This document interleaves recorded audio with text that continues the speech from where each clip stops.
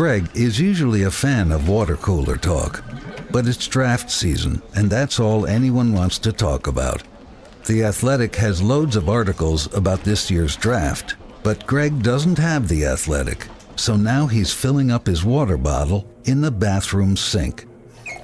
Which, to remind you, is the sink people use after they use the bathroom. Get The Athletic and get the info you need to speak draft fluently. Looks like you need a vacation. Enter the 5-Hour Energy Where Will the Tide Take You sweepstakes. You could win a $10,000 dream beach vacation. Imagine jet setting off to a tropical paradise, having fun in the sun, or diving at a gorgeous reef. It's up to you. No purchase necessary. Go to 5HETide.com for official rules and to enter. That's 5HETide.com. Enter today. Ends June 30th, 2024.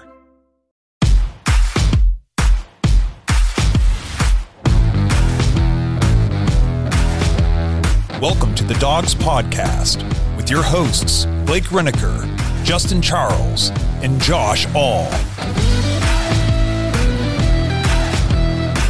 What's up, Browns fans? Welcome back to another episode of the Dogs Podcast presented by Omaha Steaks. Josh All and Justin Charles with you today, and we are going to break down the episode of QB Unplugged on Lockerverse that Deshaun Watson and Quincy Avery did last week whenever Deshaun was doing his grand opening of the Lefty's Cheesesteak restaurant in Cleveland Heights, which is awesome. And if anybody out there was able to go to that opening and check it out and see what was going on, drop it in the comments. Let us know how it was. We've heard from a lot of people so far that said they were there, said it was awesome, and we just love hearing about all that stuff. But they did a podcast during the opening, and there was a lot of good clips and insight from that podcast because head coach Kevin Stefanski joined them. And absolutely, I think that Kevin and Deshaun get this weird bad narrative rap from a lot of the disgruntled, pissy fans in the fan base who just, for whatever reason, seem to be rooting for the Browns to fail. And I don't understand it. I don't know why, after so many decades of head coaches not working out and quarterbacks not working out, why we would be so eager to see these guys fail when so far. I mean, the only thing with Deshaun is he hasn't been on the field, which, again, neither of those situations were his fault. It's not like he was refusing to play. He was suspended and hurt. So I think we've got good things going on. In this interview with Kevin and Quincy and Deshaun just really helps show the relationship they have and the way they sit together. There's a clip here we'll show where they're breaking down film and they're talking about the locker room and the culture and just all kinds of things that, if you haven't seen the episode, you should go watch the full thing, but we'll break down our favorite parts of it here today. So Before we do, YouTube, like and subscribe to the channel, tap the notification bell so you don't miss anything new, like the live that we just did recapping the Nick Chubb contract situation for the Browns this season. And if you're on audio, Apple Podcasts specifically, please leave us a 5-star review. That really helps out the show. And with all of that being said, let's dive into our first clip. So the first bit of this podcast that we want to show, Quincy's asking Kevin Stefanski about his Coach of the Year awards, and here's what he has to say about that. So, when you get 2 Coach of the Years, where do you put them? Is there, a room in the house you start dedicating these trophies to? Plan on getting some more? Yeah, there's another trophy I'd like most definitely. much more than that one. What's great about that thing is it's a representation of your team. You don't win that thing if you don't have the players. You don't win that thing if you don't have the coaching staff that are helping you. So I look at that as a collective award, and that's so. I don't love talking about it, quite honestly, but I do love that it represents our operation, represents our players, represents our coaches. So what's your takeaways from that little soundbite? I love it, man. Yeah, I love it. Honestly, I know we're going to get into some other stuff too, but I felt like, it's tough getting a read on Coach sometimes, right? I feel like he's very buttoned up a lot of the time. He's very just by the book. So for this, it was almost like a peek behind the curtain, but for him talking about it, I love how he just was very selfless about it and turned it into an opportunity to be well, no, this isn't about what I did. because I'm sure there's guys that'd be like, yeah, like it's great to get this award. I think I'm doing a lot of great things here. Like he completely spun it and just said, hey, like this isn't about what I'm doing. This is like a reflection of what we've done as a unit, as a group, as well of my coaches, my coaching staff and my players. And so I thought that was cool. I also like that he's just like, I don't really care about these trophies. I want the other one. I thought that was, I thought that was funny. But no, it's just cool seeing Coach in a different light, because for a long time we didn't get to see this. You know what I mean? Right. Like he was he was always serious. Like it was hard to get a read on him at all. Like most coaches. Like I feel like that's like most coaches in the NFL. But no, I really love that. And I think that reflects, you see that as like the culture of the team and like what they're trying to do and like why guys are buying in. Like it's not about me, it's about us and what we're doing. I 100% agree. And I'm glad you mentioned culture, because this next bit here that we'll play, Kevin and Deshaun talk about the locker room and the culture and everything there. So let's take a or listen to this one real quick. And I say this, I'm gonna give you your flowers, live, Coach. The things that you do for the organization, for this community, but for the locker room. The guys talk about it every day, talk about it all the time. I think that is a big testimony to what you and AB is doing for this organization, for this community, and it's something special. And we talk about it in the locker room, and I think that's why, we go out there every Sunday or whenever we're playing, and we give you 110% because you treat us like men, you give us our flowers where we need to, but also you push us hard enough to go out there on the practice field and compete. And then once we get out there on Sundays, it make it a lot easier. Well, I appreciate that. And as you know, that locker room that's you guys. That's not my locker room. I trust the leaders in our football team, the things that you do in that locker room. I think it gets lost on people. Everybody sees what goes on Sundays, but man, there is so much hard work. Think about in the meeting room, in the weight room. I mean, that is so much that leads up to those games on Sunday. And without a strong locker room, it's too hard. So I'm blessed to have the group that we have, that culture that you guys have instilled in this place. That's what wins on Sundays, is just having those type of people. Most definitely. So right there, man, I mean, we're seeing it again. Deshaun's heaping praise on Stefanski. Like, we love you. The team loves you. The locker room loves you. I mean, you treat us like men. You trust us. You don't micromanage is kind of what I'm basically getting from that. Like, we know what we need to do and you let us do it. And you create that culture where we have all ownership. And when the team has ownership, that's when they're at their best in any sport. And as soon as he's saying all that, Kevin's like, well, that's not my locker room. That's your locker room. That's right. You Throws it right back. You guys did that. You guys create that culture and everything. I'm blessed to have you guys. And that's what these players love about him, is there's no egotistical anything with Kevin Stefanski, despite what a lot of, I still see a lot of fans saying, oh, Kevin's got this ego. Kevin does not have an ego. Kevin has no problem giving praise, giving credit to everybody else in the room but him. He has no problem bringing in smart people into the room. He has no fears like, oh man, what if Jim Schwartz takes my job? No, he doesn't care. Well, he doesn't care. I want the best people in the room to help us win. I think a big thing that this comes down to is there's trust and then there's respect. A bunch across, all the way across, I think from top to bottom, which we haven't always had that. No. And so you hear both sides basically say, like, hey, Deshaun saying, hey, we appreciate, just how you coach us, how you treat us, how your approach to us. And then right back, Kevin's saying, well, this is just what you guys have built. Like, I don't have any part of that. This is everything that you've built, that you guys do. You guys put in all the work and then we just go and execute. I think the biggest thing that I took away from that was there's trust and there's respect. And we haven't always had that. No, even we in have the past not. few years. Since we've done this podcast, I can remember plenty of times where I'm listening to press conferences after the game and I'm going, man, I can't believe that guy just said that about a coach, Joe Woods, or, along those lines. So I think that there's just a united effort and a goal to get to where they want to go. And I think that we all know what that goal is. I don't, jinx us or anything, but I think they all have the same vision. It's not, oh, hey, let's go out here and we'll just, we'll get a check and go home. I think that they all are united and on the same idea that we have built something special. The culture is different. We were hearing it last year from players, when we would talk to them at training camp, that there was something special going on in the building. They were building something, and like people would be surprised, but don't be surprised. Like we heard that from a couple players on the defensive side of the ball, but it was just crazy. So I love all this. Like for me, this is for the first time in my life, I feel like, and I tune out a lot of like the outside noise. I like it. For me as a Browns fan, I love this team.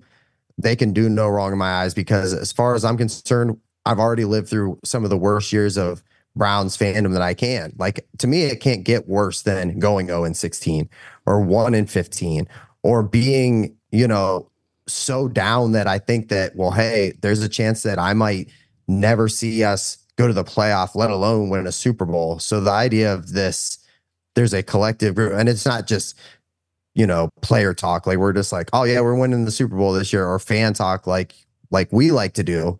Like I'm the blind optimist. Every year I'm like, well, hey, maybe this is the year. Yeah. And that's just me being a Cleveland fan. I think there's true belief in that locker room that there is something special going on.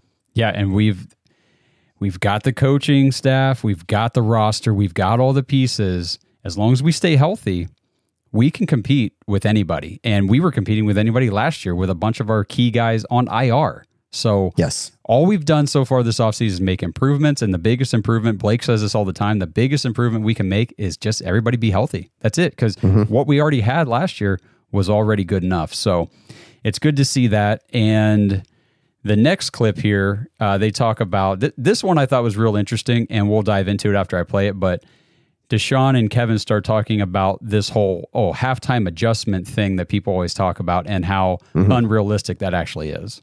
I think also, too, a big, I guess, question out there, too, is like people don't understand how fast, especially adjustments happen throughout the game, but really halftime. So you come in, you play your first half, you come in, you probably have, they say 10 minutes, it's probably 5 minutes. Yeah. Like, what is your process going through at halftime to try to make adjustments to get ready for the second half? Yeah, it's insane. Honestly, I'll never forget my first halftime of my first preseason game as a young coach with the Vikings. It was like, all right, I thought it was college where the band's playing on the field and you got all this time, and I'm gonna go. It was like 2 minutes. You got the referees are banging on the door. You guys got to come out. I'm like, are you kidding me?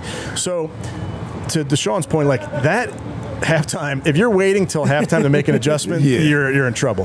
So those adjustments are happening really in a series, in between the series. Halftime, what we try to do is have a lot of conversation on the headset the last, call it 5 minutes, preparing ourselves for that halftime. Right. So we're talking, okay, hey, what are the first 3 passes? What are the first 3 runs we want to get to? What's the pressure that they brought in this first half that they're probably going to bring again, so we can coach the guys up on how we're going to pick it up. So once we get in there, we huddle up super fast, hit those things, and then we're in front of the players right away. And we bring in a whiteboard. We put up the plays. We project the plays on the board. Like, hey, here's what you can expect of the next plays to happen. But I guess my big point is those adjustments better be happening throughout the game. They're happening sometimes in the series. Like, hey, Deshaun, you're telling Deshaun, hey, tell the left tackle to be ready for it. And hey, they just brought that pressure. They're probably going to bring it again. Remember, he's got to go all the way out to the nickel. Like, those are type of things that are happening both in series, in between the quarters, and obviously at halftime as well. So that whole thing to me was just like, and we talked before on the show about how halftime adjustments aren't really a thing. But hearing Kevin break it down, it's like, no wonder so many coaches fail in the NFL, because if you're not on your stuff, if you're not organized and prepped and ready to go and taking in everything that's happening and processing it at a high level, you're screwed. You know what I mean? Because he was saying, if you're not making adjustments on the fly, you're in trouble. I mean, I think most people, most people know that there's a lot going on during game. You see, the surface pads out everywhere, guys going over stuff like, play to play, after series and stuff like that. But I thought it was really, it was cool just where they're talking about that and how they're like, yeah, we already have the next, 3 pass plays, 3 run plays, everything's scripted, everything's ready to go. And then these guys, there's really no time. So they just sit there and just bang it out real quick and then head out there. But I think it is cool. And it's kind of crazy that there is conversation on the headset like that, where they're saying, hey, like, tell the left tackle this. To me, like, there's probably so much stuff going on, because in game, like, as a fan, you're sitting there, it's fast. Like, play to play is incredibly fast. It's 20 seconds, right. They're right into the next play. So I thought it was very eye opening. And I think for somebody who's just kind of like just a fan, like, to hear like the perspective of what's that like for the coach, for the quarterback, for players involved in that huddle. I just thought it was very, very eye opening, very interesting. Yeah, definitely. And this whole conversation was just, again, like you were saying, we don't get a whole lot of inside glimpse into Kevin Stefanski. And, and I think a lot of the perception of him being like this stone-faced kind of no emotional guy is because, and you'll see it in a clip later on, he's got a kind of a dry sense of humor. Whenever he jokes around and says things, he has a straight face when he says it. And it's like, was he kidding? Oh yeah, he was kidding. Yeah, you don't know if he's kidding. You don't know not. because that's just his personality. But this episode is brought to you by Omaha Steaks. Browns fans, nothing says summer is on its way like the taste of a juicy, tender burger that is grilled to perfection. And nobody does burger perfection like Omaha Steaks. And right now, when you guys go to omahasteaks.com/dogs, you can order the limited time Burger Perfection Flight. This is one of my favorite deals from last year that they did, and I'm so glad they're doing it again. You guys get 24 mouth-watering steak burgers, not just regular burgers, freaking steak burgers, the pure ground filet mignon burgers, the New York strip burgers, the ribeye burgers, the brisket burgers, the sirloin burgers, and the all-new porterhouse burgers. And you get all of that for just $89.99 when you use our code DAWGS DOGS when you check out. Each 6-ounce burger is filled with flavor, from the mild and tender filet mignon to the rich and buttery ribeye. The quality and deliciousness of these burgers can only come from Omaha Steaks, and they are guaranteed to satisfy. And guys, at $3.75 a patty, you really can't beat that with the price of food right now. And the price of meat in the grocery stores is absolutely ridiculous. You cannot beat this deal. $90, $89.99 for 24 of these phenomenal, delicious, awesome steak burgers. And you get all of that when you use code DOGS at checkout. Go to omahasteaks.com, order the Burger Perfection Flight today, and do not forget to use that promo code DOGS, DAWGS, when you check out to get everything, the 24 delicious burgers. Hurry, because these supplies are limited. Take advantage of this opportunity now before supplies run out. omahasteaks.com/dogs, promo code DOGS. Before we move on, Ohio, Bet365 is offering new users $150 in bonus bets this month. To receive your bonus bets, all you have to do is sign up for Bet365 using our link, make a first deposit of $10, and place a $5 wager on any game. Once that first $5 bet settles, you will receive $150 in bonus bets, even if you lose the bet. To be eligible for this sign-up bonus, you must sign up through our link down in the description. So if you haven't yet signed up for Bet365, click our link in the description and place that first bet. This offer is only available for new customers who are 21 and older and physically present in Ohio. Please gamble responsibly. If you or a loved one has a gambling problem, call 1-800-GAMBLER. Check the episode description for the full terms to see if you can qualify. This next clip, Quincy and Deshaun and Kevin, they have a conversation about coaching different quarterback styles. And I thought this was very pertinent as we go into 2024 with this new Ken Dorsey, more college, minded offense with a lot more shotgun RPO type stuff. And, they talk about Kirk Cousins, and we'll just play the clip and then we'll talk about it after. Most of the fans see that, like last year we had, injuries at quarterback. So you have different, styles of quarterback. You have a guy that's a runner. You have a younger guy. You have a guy like Joe who's a vet, who don't really move as much as me or DTR or PJ. Do that change the thought process of calling a game? Absolutely. And I think that's our job as coaches is how do you win this week? Right. And it changes week to week. Sometimes, hey, this team is really good at defending this type of offense. So we can't, we'd love to get into empty or we'd love to run two-back offense, but they're really good at that. So now we got to move and say, okay, how are we going to win this game? So it's our job is to run an offense that suits our players. And you better be thinking about the quarterback when you're putting that game plan together. So you can call a play and you're trying like crazy to get somebody open, right? Sometimes you don't, right? And that's where Deshaun's natural ability, like I can think back even to that Cincinnati game we were just watching. I think the first third down, you took off running, right? And gained whatever, 15 yards and first down. And was the play call good? I didn't get anybody open for you. We tried, but you're like the great eraser. It's like, okay, cool. I'll take over. You are where the chalk ends on that chalkboard. So for me, the fun part is we try to put together a system that fits our guys. So in this case, Kirk sees the game differently, definitely going to want to be more under center, goes through his progressions. Other players like, no, spread it out for me. I got a better sense when we spread the formation out. You watch certain teams that have really condensed formations. And I think, listen, there's 1,000 ways to skin the cat. But for me, it's always like what fits our guys the best. And as a play caller, as a designer, as an offensive coach, we love it when you got guys that can then play off schedule, because how much of this game nowadays is played off schedule? I like whenever he said, some guys like it under center, some guys are like, no, spread it out for me. I can see it better. I can run it better. And if you heard there, Quincy was chuckling off to the side as Kevin was saying that. And this is just my opinion on it, but I'm guessing that's Deshaun. I'm guessing Deshaun is that quarterback saying, hey, let me get back and spread it out and let me play my game. And I think that's what the Browns are gearing up to do this season. Isn't it kind of crazy? Because we've talked about this over the last couple of years, like when Deshaun would struggle and we'd go, man, isn't it like, don't you think him and coach could just sit down and go, hey, what plays do you like running? Like what? Because we thought that there was conflict between the two, maybe potentially, where we were like, what's going on where these two weren't on the same page? Because that was a real thing for a while, I felt.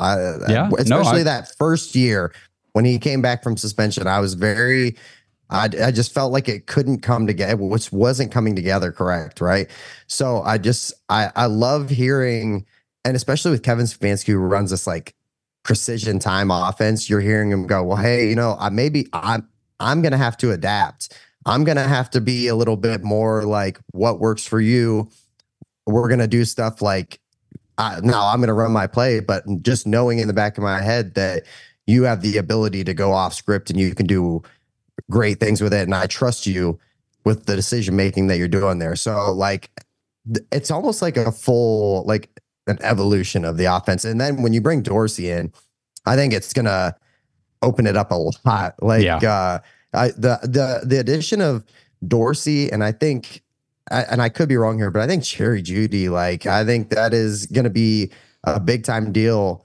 And then you're still going to have Chief. Like it's the idea of this offense. And then I think it's going to be very open though. Like a lot of throwing the ball. And then when you do run the ball, there's going to be a great opportunity because defense is on its toes. They're worried about the long ball. They're worried about the short pass. So I'm super excited. I love hearing that from coach though. Cause like for a long time I was like, well, this is our offense.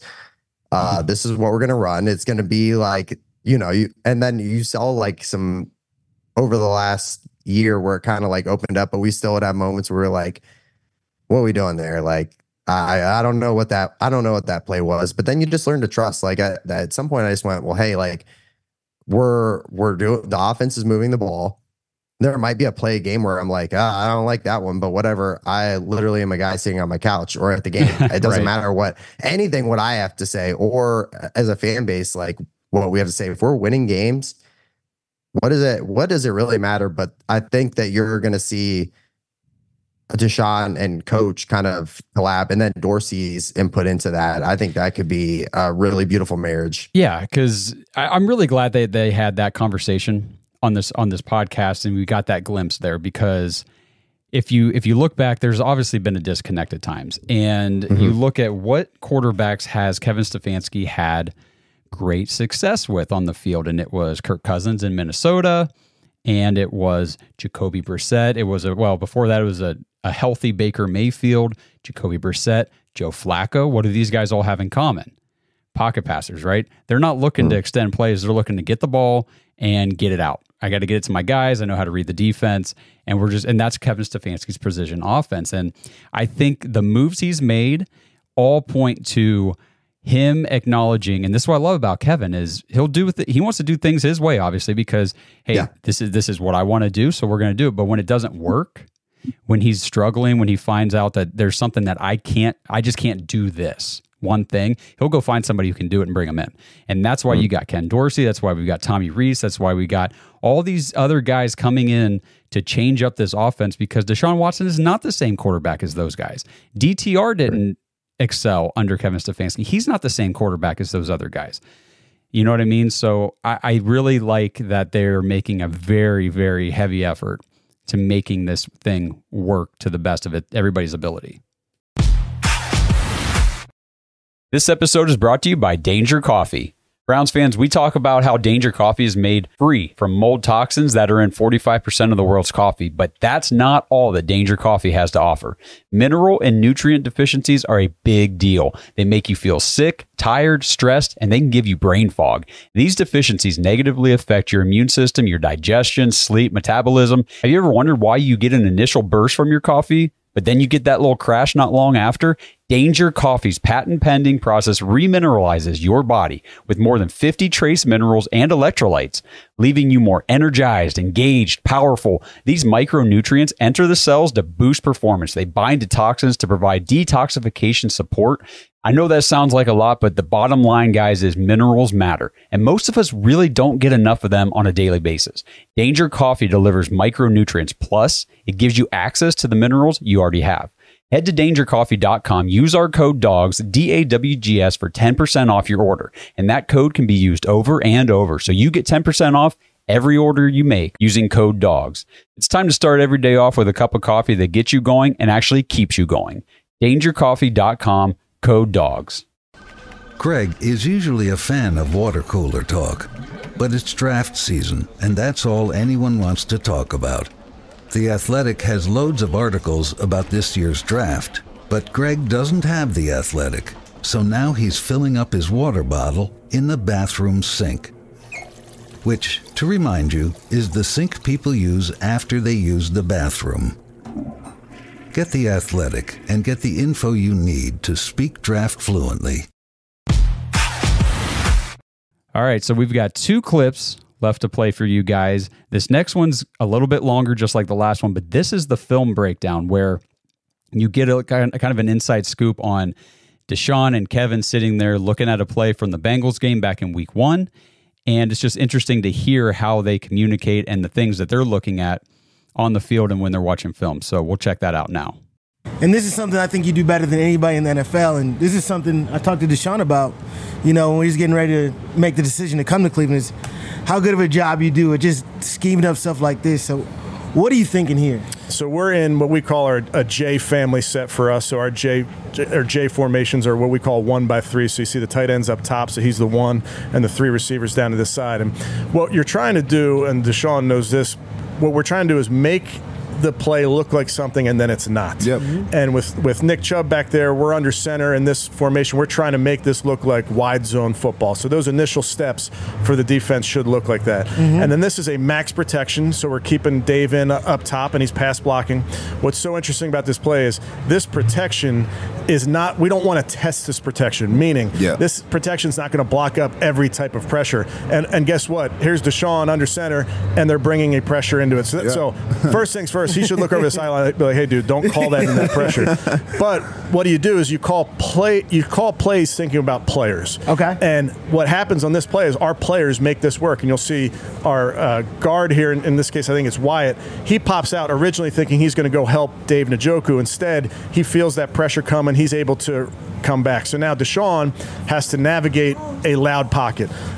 We always talk about, hey, it'd be great to have a clean pocket every single time. That doesn't happen. So here's Deshaun navigating a clean pocket, able to step up into that pocket and then deliver a ball to Elijah on really what amounts to a double move. Yeah, definitely. And I think I saw the pressure, and usually on play action we take about 8 to 9 steps. Yep. I kind of quickened my steps up a little bit, stepped up in the pocket, and I think this game was the first game where it was super rainy. So for me, you see Elijah wide open, I don't want to overthrow him. Right. You're not gonna miss a wide open guy like that. So I gave him a catchable ball, and the rest is up to him. Go for it, man. I love that breakdown. No, yeah, I thought that was super cool, man. It's crazy hearing those two. My favorite part of watching these podcasts right now is seeing the film breakdown stuff and just how kind of how Deshaun's seeing things. But then when they bring in Coach and you're getting to hear those two interact about the play, and he's talking about, hey, we don't want to test this against pressure, and he's saying, yeah, hey man, don't call that anymore or whatever. It's cool hearing how they break it down. But I feel like something also we've always thought about Kevin is I feel like when he's a chess player, he's always 2 steps ahead. He's calling his formation. He wants it to look like one thing, but that's completely just smoke. You know what I mean? That's a cloud. It's cloud basically. And it's a completely different play. So I love hearing the film breakdown aspect between those two. Yeah, and if you're listening to the podcast and not watching, you might want to go to YouTube, check out at least that portion right there, because so you can see what we're talking about. But there is as the play unfolds, he's right. The pocket kind of gets pushed from I guess it'd be the left side, correct, yep, into Deshaun, and so where the clean pocket area is changes quickly. And not to knock anybody or throw out any former quarterback names, but we do have a former Browns quarterback who probably would have backpedaled in that situation, creating even worse pressure, getting further behind the line, and probably resulting in a sack or at worst a throwaway. But Deshaun saw that pressure immediately, went straight up into where the new clean area was, and was able to get that ball. And like he said, that game was soaking wet. It rained the whole time. Yep. And, we've talked about this before. A thing people don't think of a lot is when it's raining, that ball is so much heavier because it's soaking wet. So he even talks about I'm thinking don't overthrow him because Elijah Moore was wide open. And he's, because he throws it to him and Elijah kind of has to slow down and stop to make the catch. And it's well, why didn't he lead him? He didn't want to overthrow him. He didn't want to throw the ball away. He's I'm not missing this wide open guy. Just stick it on him. And that's what he did. And they had a big play on that one. Yep. You're literally under pressure. The ball's wet. Your grip might not be as good as it would be if you were playing in a dome, and you have to execute the throw. So, no, I thought that was all cool. Yeah, for sure. So that was a lot of fun. Make sure you guys go check out any more of the film breakdown these guys do on the podcast. But we have one last clip, and it's shorter, but I like this one because it shows, again, that more dry sense of humor of Kevin Stefanski, but it's the relationship between him and Deshaun that you don't get to see in any other format other than this. So take a look. Since Quincy, he's a big golfer, what's your handicap? I don't like to talk about that. You got it. It's not. I don't want to brag, so we'll let everybody keep wondering. I played with this guy. You're annoying, by the way. Here's why it's annoying. He just picks the game up, and then he's draining 35-foot putts. It's the most ridiculous thing. It's you were blessed. I bet you if there was a dartball here, you're throwing he'd figure it out. Bullseyes. It's annoying. Okay, definitely. So I don't possess whatever this dude possesses. I don't have that. But I like to keep things close to the vest. Okay, cool. I just thought that was cool. Just to see these two, they're men. These are 2 grown men and they're out golfing, right? And Deshaun's not a big golfer, hasn't been doing it for very long. And Kevin probably has, and he's worked on his craft and his game and he's gotten really good at it like a lot of us try to do. And here comes Deshaun Watson, the natural athlete out there, and he's just picks up a club and starts doing things Kevin's been working years to do. And it's just, I thought that was pretty funny. Golf is a painfully a competitive game. Yes. Especially you have to make it what it is, right? So at one point I used to go out there and I'd try to hit every ball perfect and I'd be man, but now I just try to just not hate it the entire time. If I can go out there and hit a few good shots and maybe get away with some pars and not have a quadruple bogey on any holes, that would be great. But that's a win. It's cool. it's cool seeing Coach almost so laid back. Like we said at the beginning of the show, you've never kind of seen him. You've seen him kind of joke here and there, like doing like, interviews and stuff like that. But like, I felt like he was real loose. Like he was very loose. He was very open, even though he wasn't open in that answer, So it was just cool seeing him like that, because I feel like we always kind of give him this, like you've said, that there's like this vision that he's like this very serious Stonewall, like never jokes around guy. Yeah. And he's probably pretty fun to hang out with, You got to be able to relate to people in any sort of business, but in sports, if you can't relate to people, you're not going to make it. If you can't relate to your players, your teammates, you can't relate to your coaches, your owners, your manager, whatever, like everybody's got to be able to relate to each other to make this thing work. And, I know, Kevin, there's a lot of those narratives that go around, but just if you think about it logically for a second, this is a dude that came in, first time ever head coach.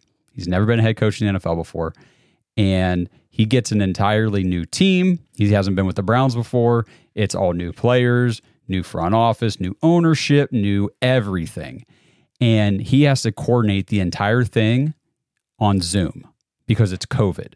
So he has to be able to relate to people. He was able to relate to people so well that they built a cohesive culture and team over the freaking computer to go on and have an 11 win season and win a playoff game. So that's just, I don't think he gets enough credit for what he does in Cleveland right now. And he should. I mean, the 2 coach of the years, yes, he's getting the credit from people outside the city, but I feel like there's still a lot of the fan base that's just not willing to give this guy any credit. I think just it is what it is. It's just like it's the fanatic thing, it's the fan thing. It's very easy to nitpick, and it's very easy to like take a look at 1 or 2 plays from a 4-hour game and go like, well, especially when it comes down to a win or a loss, right? Yeah. Where there's those 2 years where things weren't great. There was injuries, there was turmoil, like a little bit, there a little bit of miscommunication between coaching and players and scheme. So I think like when you take all of that in, you have people that like to just nitpick, and so it's frustrating, but at the same sense, like I think if he just continues to be successful, continues to execute his game plan, and like it's almost like his vision, you know what I mean? Like him and Barry and Haslam, like that. I think they're all on the same on what they want to do and like what the end goal is at the end of the day. Yeah, I think you're right. I like, don't get me wrong, there'll be bumps, there'll be injuries, there'll be, where you lose half your team basically to IR. Yeah, been there. Like, and then you're still able to be successful just because of, what you have built and what you instill in your players. So I'm excited for him. Like for me, and you've talked about this a lot. I know Blake's talked about a lot of it's so refreshing just to know like, well, hey, at least at the end of the year, we're not going to have to go find a coach. Right. Or, like that to me, that I knew every 2-3 years, if, that was on a long streak that, well, I wonder who the next guy is. We used to joke like in our friend groups, like we'd be like, so who do you think like would be the next great? You think Nick Saban would come to Cleveland? I'd be like, no, he's not leaving. He's not coming to Cleveland. Hell no, he ain't coming there. But it's just super refreshing. It's nice. It's relieving. We have a coach and a pretty damn good one. You know? He's relatable and he's genuine. He's sincere. Like he's not fake. And again, these are all grown men. They're athletes. They play the sport at a high level. And for anybody out there who's ever worked for a manager that you're like, this person is so fake, they're so full of BS. And it just brings everything down. And we've had coaches like that before. Hugh Jackson was like that, where the players are looking at this guy just rolling their eyes like, are you freaking kidding me, dude? That we're not having any of that. Chair. Yeah. I've sat in that chair before. I'm sure there's a lot of people out there nodding their heads because you guys know what I'm talking about. But so we just wanted to bring you guys some clips from that podcast. Thought it was really, really cool. I'm so glad that they did that because I think getting a more transparent look into some of these players, and I know not everybody's got the personality or the desire to sit down and do a podcast and talk and put themselves out there. But when they do, it's beneficial to listen because you get to learn stuff about these guys that otherwise you either don't know or you're just, formulating ideas in your mind about what they're like. So it's good to see it. But Anything else you want to touch on from the QB Unplugged from Lockerverse? Nope, that was awesome. That was awesome. So appreciate everybody tuning in again on YouTube. Like, subscribe to the channel, tap the notification bell. If you're listening on audio, thank you. Please follow the show. Give us a 5-star review on Apple. And make sure you guys, if you're in the Northeast Ohio area, check out Kittle's Brick Oven Pub. Sorry, I had a brain fart there for a second. But yeah, off the Maslin Exit Road there. And I tell you what, you guys go in there and mention the Dogs Podcast, and you get a free appetizer with an order of an entree. So a good deal, and check it out. It's good food, and those guys are pretty awesome. And I guess last but not least, if you want more dogs content, head to jointhedogs.com, become an official Dog Pack member. Me and Justin are in there usually, sometimes Blake doing the after hours shows. Everybody's in Discord 24/7 all week long, nonstop conversations. It's a ton of fun. But I don't know. Me and Justin were kicking around the idea on a couple weeks ago about maybe doing a fantasy football podcast. So we'll see. We'll see if anything ever comes of that. But we're definitely interested in that topic. So we could do maybe a little sideshow.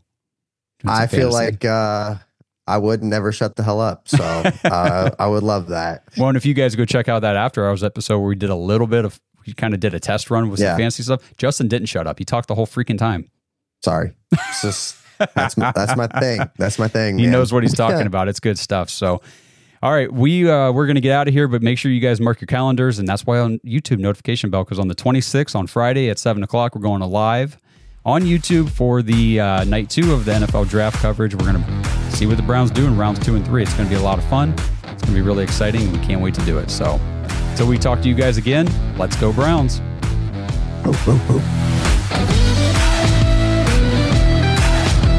Thanks for listening to another episode of The Dogs Podcast. Make sure you subscribe on YouTube and follow us on Twitter at The Dogs Podcast. Get your thoughts on the show at thedogspodcast.com.